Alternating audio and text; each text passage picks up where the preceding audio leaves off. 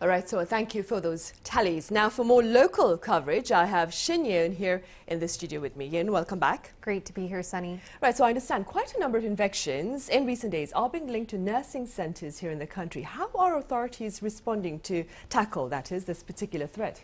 Well, Sunny, it goes without saying that nursing homes are vulnerable as there are many senior residents there with underlying conditions.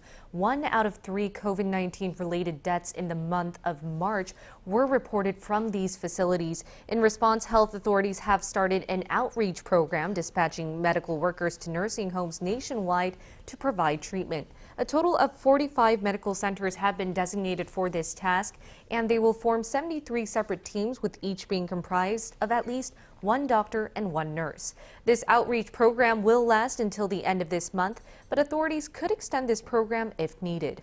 Right, that's good to know. Ye-EUN, I hear that vaccine uptake among children, meanwhile, remains quite low.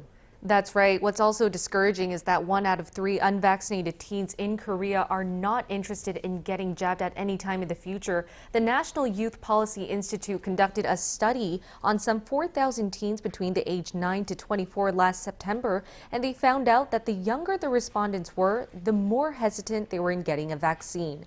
Around half of the children in the survey who were reluctant to get vaccinated were between 9 and 11 years old, and concerns over possible side effects were the leading cause of vaccine hesitancy among children. However, a far more positive attitude towards vaccinations has been witnessed among older children. 80% of those aged 13 and 18 have been double vaxxed, while the rate stood at 88% for teens aged 16 to 18. Most recently, authorities have asked teens aged 5 to 11 who are diabetic, obese, or have weak immunity to get their primary COVID-19 shots.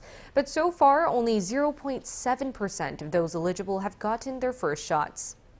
Yeah, and authorities have also reiterated their intentions to ensure a gradual transition into a new normal, right? That's right, Sunny. Authorities have made it clear that they won't rush to declare COVID-19 as an endemic disease, nor will they lift all social distancing measures at once. Instead, they will stick to their gradual return to normal approach. Now, this is due to the lingering threat of stealth Omicron, among other risk factors. But authorities also believe, given Omicron's low fatality rate, maintaining our current restrictions will do more harm than good, especially to small business owners. After our current measures expire in less than 2 weeks, authorities said they would map out a timeline for the lifting of almost all restrictions, but they said this has to happen gradually, 1 step at a time.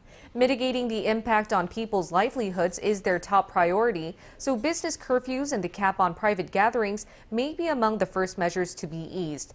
As for mask mandates, well, we might have to wait longer before we can go outside without a mask on.